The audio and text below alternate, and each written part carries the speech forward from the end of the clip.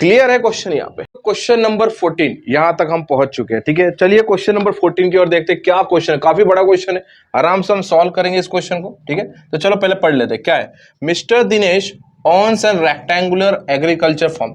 Mister Dinesh जिसने एक agriculture form लिया, उस एग्रीकल्चर फॉर्म का जो शेप है वो है रेक्टेंगुलर। तो ये मान लो ये रेक्टेंगुलर शेप का उसका एक एग्रीकल्चर फॉर्म है। Okay, farm is 10 metre more than twice is breadth. मतलब यहाँ पे दो चीज की बात हुई है, एक होगा लेंथ और एक होगा ब्रेथ। तो उसने क्या बोला, जो उसका लेंथ है वो बोला है कि 10 मीटर मोर देन, मतलब the length of the form is, जो लेंथ है उसका रेक्टेंगुलर फॉर्म का, देखो रेक्टेंगुलर में ये होगा हमारा लेंथ और ये होगा हमारा ब्रेथ। ठीक है, तो उसने क्या बोला, ये जो लेंथ है, ये जो लेंथ है 10 मीटर मोर, 10 मीटर मोर मतलब +10 है ना। मोर मैं बोला बताया था आपको सारी चीजें, मोर हो गया, ऐड हो गया, एक्सीड हो गया, इसमें सब में हम प्लस करेंगे। 10 metre more than the twice is breadth, मतलब 10 मीटर ज्यादा है, और ट्वाइस, ट्वाइस मतलब मल्टीपल ऑफ 2, डबल किसका, ब्रेथ का। बच्चों मुझे तो ब्रेथ तो पता नहीं है ना, मुझे ब्रेथ पता है तो मैं क्या बोलूंगा, लेट ब्रेथ इज x, है ना, let breadth is x। So length कितना हो जाएगा बेटा इसका, लेंथ ऑफ रेक्टेंगुलर फॉर्म, इसका लेंथ कितना होगा बेटा, देखिए क्या बोला, 10 मीटर मोर मतलब +10 है ना, +10 and 10 metre more and twice the breadth, twice the breadth मतलब 2, ब्रेथ कितना माना हमने x। सो ये इसका हो गया है लेंथ और ये इसका हो गया है ब्रेथ। ठीक है, ये रेक्टेंगुलर फॉर्म का, ये इसकी बात है। तो यहाँ पे जो लेंथ है वो है 2x + 10 और ये ब्रेथ है x। ओके चलो क्लियर है, ये बात यहाँ पे क्लियर हो गई। ओके, अब देखिए आगे क्या बोला है, बोला है in order to harvest rain water he dug a square shape pond.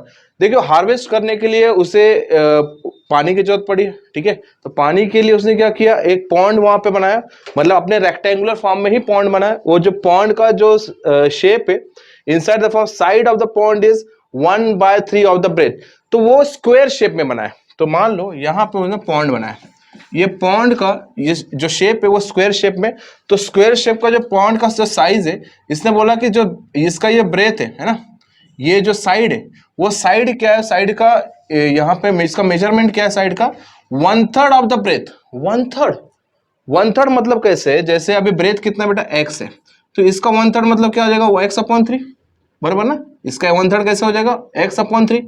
तो इसका जो ये जो पॉन्ड जो बनाया है, इसका जो साइड है, इसका जो साइड है ऑब्वियसली बात है, पॉन्ड किस शेप में है, स्क्वायर शेप में। और स्क्वायर शेप में जब उसके साइड चारों सेम होता है ना, चारों साइड सेम होता है, तो उसने बोला जो साइड है वो साइड की वैल्यू है 1/3 ऑफ ब्रेथ। तो ब्रेथ कितना है बेटा, ब्रेथ x है और उसका 1/3 क्या हो जाएगा, x/3, मतलब इसका जो साइड है वो है x/3।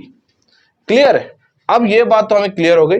अब उसने बोला the area of the form is 20 times the area of pond, मतलब इसका जो एरिया है, ये जो एरिया है ये 20 टाइम्स है एरिया ऑफ पॉन्ड के, मतलब जो पॉन्ड बनाया है वो पॉन्ड का 20 से मल्टीप्लाई कर दो, वो जो एरिया आएगी वो रेक्टेंगल जो फॉर्म है उसका एरिया के बराबर है।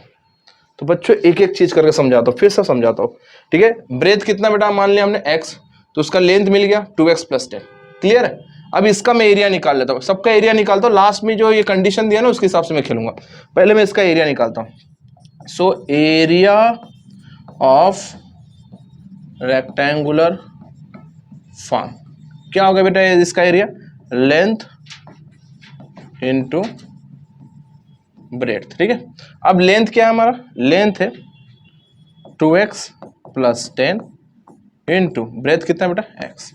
तो देखिए 2x इंटू x क्या हो जाएगा, 2x² + 10x, और ये एरिया स्क्वायर यूनिट है ना। ये बात मीटर दिया है, इसमें मीटर दे दिया तो मीटर में लिखेंगे, अगर नहीं देंगे तो हम यूनिट लिखेंगे, स्क्वायर मीटर। ये क्या है इसका एरिया, ये क्या निकला area. So area of rectangle है ना, ये इसका एरिया निकाला। अब हमने इसका एरिया निकाल लिया, अब किसका निकालेंगे, अब ये जो पॉइंट जो बनाया था स्क्वायर शेप में, इसका एरिया निकालेंगे। तो यहां पे लिख लेता हूं एरिया ऑफ स्क्वायर पॉन्ड। अब देखिए स्क्वायर का एरिया निकालने के लिए हमें किस फॉर्मूला की जरूरत पड़ेगी, साइड का स्क्वायर, है ना। देखिए एरिया अगर रेक्टेंगल है तो उसका एरिया कैसे निकालेंगे, length into breadth, but square है तो कैसे निकालेंगे, साइड का स्क्वायर। तो साइड कितना दिया है, इसका साइड क्या बोला उसने, 1/3 ऑफ द ब्रेथ है ना, तो 1/3 ऑफ द ब्रेथ मतलब x/3, तो इसका साइड की वैल्यू कितनी है, x/3। सो x/3 का स्क्वायर मतलब ये x स्क्वायर हो जाएगा और 3 का स्क्वायर हो जाएगा 9। देखिए x का स्क्वायर x स्क्वायर और 3 का स्क्वायर 9, तो ये भी हमारा एरिया हो जाएगा। किसका, ये एरिया होगा उसके पॉन्ड का। अब यहाँ पे बात पूरी क्लियर हो गई है। अब हमने रेक्टेंगल जो शेप था पूरे फार्म का, उसका एरिया निकाले 2x² + 10, और पॉन्ड था उसका भी एरिया निकाले, इसका यूनिट लिख लेते हमने मीटर, है ना। ये क्लियर हो गया, ये क्लियर। अब देखिए अब उसने क्या बोला, एज पर गिवन कंडीशन क्या दिया है, एज पर गिवन कंडीशन दिया है जो रेक्टेंगल शेप है, यहां पे निकालते हैं, यहां पे मैं कर लेता हूं, है ना। As per given condition, given condition देखिए क्या बोला उसने, as per given condition the area of a farm, the area of a farm कौन सा, ये the area of a farm is 20 times the area of a pond. Okay, यहां पे मैं लिख लेता हूं एरिया ऑफ फार्म की जो वैल्यू है वो है 20 टाइम्स, 20 टाइम मतलब 20 मल्टीपल, 20 टाइम्स किसके, area of the pond, area of pond. और single of then find the length and breadth of the side of the pond. हमें यहाँ पे लेंथ और ब्रेथ निकालना है, सीधी बात है, एक्स निकल गया तो ब्रेथ मिल गया, और इसमें डाल दिया तो लेंथ मिल गया, ये हम बाद में निकालेंगे। तो सबसे पहले इसने कंडीशन क्या दिया, एरिया ऑफ फार्म है वो है 20 टाइम्स एरिया ऑफ पॉन्ड, मतलब एरिया ऑफ फार्म की जो वैल्यू है, तो पॉन्ड का जो भी एरिया है उससे 20 टाइम मल्टीप्लाई कर लो। चलिए एरिया ऑफ द फार्म कितना है बेटा, इसमें एरिया ऑफ द फार्म आया 2x² + 10x = 20 into what is area of pond, वो आया x²/9। चलिए सॉल्व करेंगे। सो सबसे पहले 2x² + 10x = ठीक है, इससे मल्टीप्लाई कर लिया तो 20x²/9, ठीक है। अब देखो बेटा यहाँ पे कबाब की हड्डी 9 है, 9 से मल्टीप्लाई कर लो, इसको निकालना है ना अपने को, मल्टीप्लाई बाय 9 कर दो, तो ठीक है। सो 9 इंटू 2x² + 9 इंटू 10x =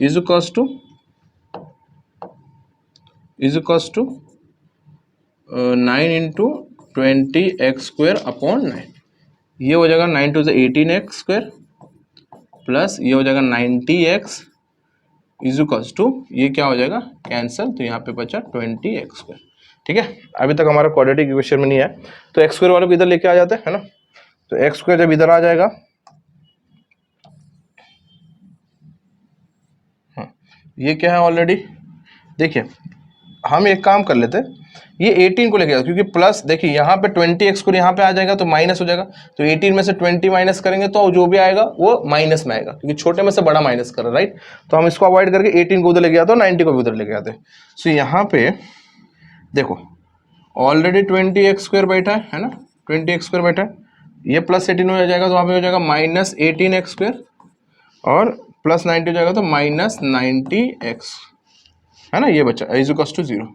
तो देखो इसको कैसे लिखेंगे, 20x² - 18x - 90x, ठीक है, 18x² - 90 = 0। 20x में ये क्या हो जाएगा 2x² और ये -90x = 0, ठीक है।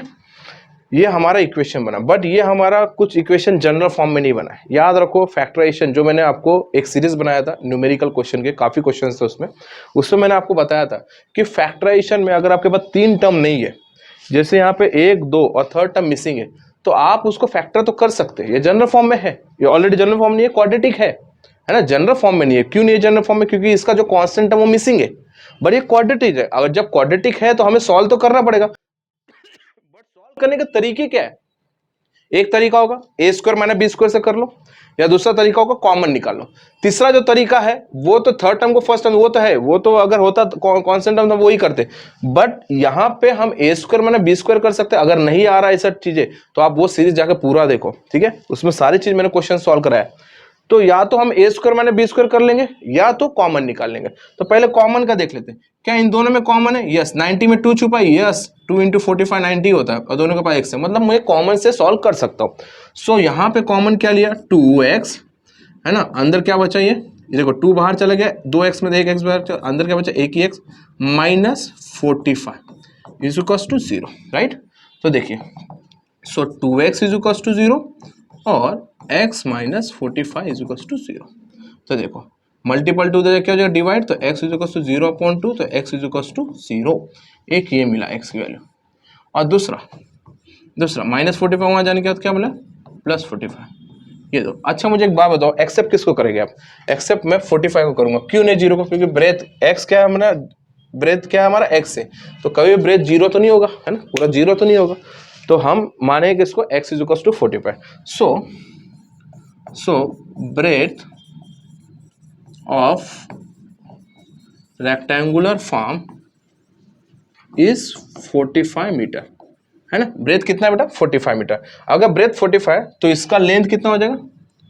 तो लेंथ कितना हो जाएगा? लेंथ कितना बोला था? 2x प्लस 10 ना, लेंथ बोला था 2x प्लस 10। तो पुट x वैल्यू 45, तो 2 × 45 प्लस 10, ये हो जाएगा 45 × 2 90, 90 प्लस 10 ये हो जाएगा 100, 100 metre.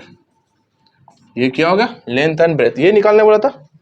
The area of a pond, find the length and breadth of farm and pond. चले, ये फॉर्म का तो निकल गया, फॉर्म का निकल। अब पॉन्ड का निकालेंगे ना, पॉन्ड का निकालेंगे। पॉन्ड का क्या दिया होता है यहाँ पे? पॉन्ड का यही है ना, ये तो एरिया दे दिया है, ठीक है ना। तो एरिया दे दिया तो यहाँ हो गया हमारा काम।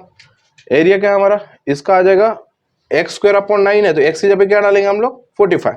तो एरिया है ना, यहाँ पे वही निकालना है ना, साइड ऑफ द पॉन्ड। तो साइड तो यही आएगा, साइड निकालना है ना, एरिया तो नहीं है हमारे पास।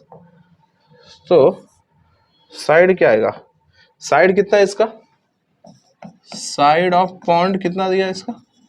x/3 था ना, 1/3 था बोला था ना, x/3। तो क्या हो जाएगा? 45/3, 3 1 3, 3 1 3, तो 3 5 15, मतलब 15 मीटर। कितना साइड है इसका? 15 मीटर। ये साइड ऑफ पॉन्ड है, ये साइड ऑफ पॉन्ड है। और इसका जो लेंथ और ब्रेथ दिया है यहाँ पे हमने निकाल दिया 4500। वापस से बताता हूँ, वापस से एक बार फिर से देखो। दिनेश ने रेक्टेंगुलर फॉर्म लिया, राइट। उसका उन्होंने बोला कि उसका उन्होंने ब्रेथ नहीं दिया था, बट उसने बोला लेंथ जो है वो 10 मीटर ज्यादा है एंड ट्वाइस द ब्रेथ है। मतलब ब्रेथ की जो लेंथ की जो वैल्यू है वो 10 metre more and twice the breadth. अरे भैया हमको ब्रेथ तो पता नहीं है, हमने बोला ब्रेथ है हमारा x, तो लेंथ क्या हो जाएगा? 10 metre more twice the breadth. ये क्लियर हो गया। अब यहाँ पे बात हो रही एरिया की। उसने बोला कि उसको कुछ पॉन्ड की जरूरत थी, जो वहां पे हार्वेस्ट करने के लिए वाटर की जरूरत थी। तो पॉन्ड का जो साइड है, अब इसमें भी उसमें गेम खेला। उसने बोला पॉन्ड का जो साइड है वो है 1/3 ऑफ द ब्रेथ। ब्रेथ हमारा x है, तो 1/3 ऑफ द ब्रेथ क्या हो जाएगा? x/3। ये भी क्लियर है। अब उसने एरिया की बात की है। एरिया ऑफ द फॉर्म बोला 20 time the area of pond. अब बोला फाइंड करो length and breadth of the farm और साइड ऑफ द पॉन्ड। जो कंडीशन दिया उस कंडीशन लिया। एरिया ऑफ द फॉर्म है 20 time the area of pond. पहले हमने एरिया निकाल दिया सबका यहाँ पे एरिया निकाल लिया, इसका एरिया निकाल लिया, इसका एरिया निकाल, क्योंकि हमें कंडीशन में यूज करना है ना। एरिया ऑफ द फॉर्म ले लिया 20 time the area of pond, 20 time the area of pond. भैया फटाफट इसको देखो मल्टीप्लाई किया, डिवाइड में 9 है, डिवाइड को हटाने 9 से मल्टीप्लाई करके ये इक्वेशन बन गया। इक्वेशन बना, यहाँ पे ले आया सबको, बट यहाँ पे लेके गए 20 के वो साइड लेके, क्योंकि यहाँ आता तो माइनस में हो जाता, तो हम वहाँ पे लेके गए। क्लियर बना इक्वेशन। जनरल फॉर्म नहीं बना, बट क्वाड्रेटिक है। क्वाड्रेटिक हमें सॉल्व तो करना है। a² - b² और कॉमन टर्म, ये याद रखना। ये मैंने हॉट्स पे क्वेश्चन सॉल्व कराए, इसी को हमने हेल्प किया। और यहाँ पे कॉमन से काम चल रहा था, कॉमन निकाला और दो वैल्यू मिला, x = 0.2 और x = 45। तो x = 0, x = 45।